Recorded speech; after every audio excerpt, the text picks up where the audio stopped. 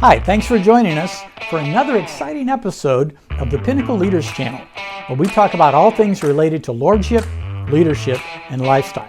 Stay tuned for a very powerful and relevant talk about forces that shape a leader's character. I'll be right back.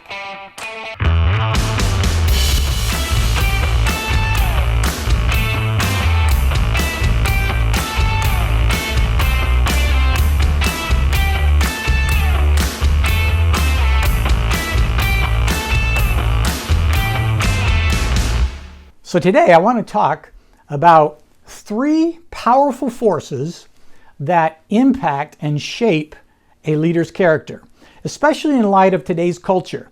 You know, we cannot be ignorant of how the media, how our habits, and how people either hold us back or drive us forward, propel us forward into our destiny and reaching our goals. A lot has been said about the subject of charisma, who people think we are, the vivacious outflow, the energy that comes from us. Charisma is useful. It's important in attracting a following, but for the long haul, it usually doesn't stick. For the most part, it's ineffective when it comes to long-term positive impact on people and, of course, on the organizations that we lead. People won't be impressed by your charisma very long. What they'll begin to discover is who you really are, which is what we call our character. We need to build and guard and protect our character, have godly character. Sadly, it's not unusual for us to find people who have an amazing public image. Their perceived charisma is big and is better developed than their personal character. And then we discover that they're one person on stage and another when the spotlight is off and they're in private. That's bad for anybody, but especially if you call yourself a leader, especially for leaders. That's a fundamental lack of integrity that's going to come back to bite you. It's going to undermine your effectiveness. And here's the thing, if you leave that area unchecked, it can lead to shipwreck and ultimately destroy the legacy that you want to leave. And I've seen this happen time and time again. I've heard it said that effective leadership is an inside-out job. It comes from the inside out. And that's why it's so important to give attention to this area of guarding and developing our character. Talent is important. Don't get me wrong. Skills are important. So is education. So is experience. We believe in education. CLST Global provides some of the world's best and anointed classes and courses to educate and equip people. Experience, that seasoning, those things are important. But again, I just want to remind you that in the end, it's usually our character that either makes or breaks us. Think about the way we access information today. Technology has changed the way we go about doing things. It's changed the way we access all kinds of information. It's changed the way we access entertainment. But the principles, the technology may change, but the principles haven't changed. They're still very much the same. And in that, we find that our character is being shaped by these forces that surround us. So if we want to develop our character, then we've got to give attention to these powerful forces. And so here they are. Number one is the input that we consume. And this has always been true, but especially in light of how we access information today. What are you consuming? What are you inputting into your mind, into your heart? You remember the old computer geek saying, garbage in, garbage out, right? So the same is very much true with our inner life and with our mind. One of the best ways that we can grow is by, reading and studying the Word of God, reading great books. I like to listen to podcasts and other audio programs. You can take CLST Global courses. I know many of you do. We got some of the most anointed courses for growing and developing in our kingdom calling, attending conferences. See, it's what you put in, but let me tell you, the opposite is also true. If you're watching endless hours of mindless television, if you're viewing the wrong things, accessing wrong kinds of information. Or how about this? Uncritically just ingesting the worst of today's pop culture.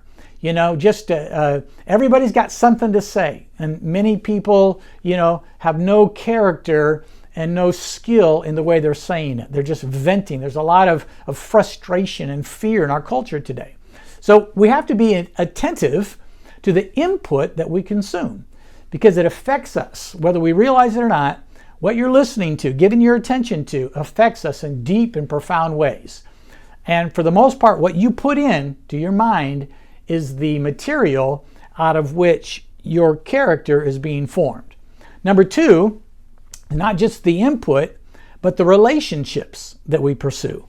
Jim Rohn is famous for saying that we are the average of the 5 people that we spend the most time with.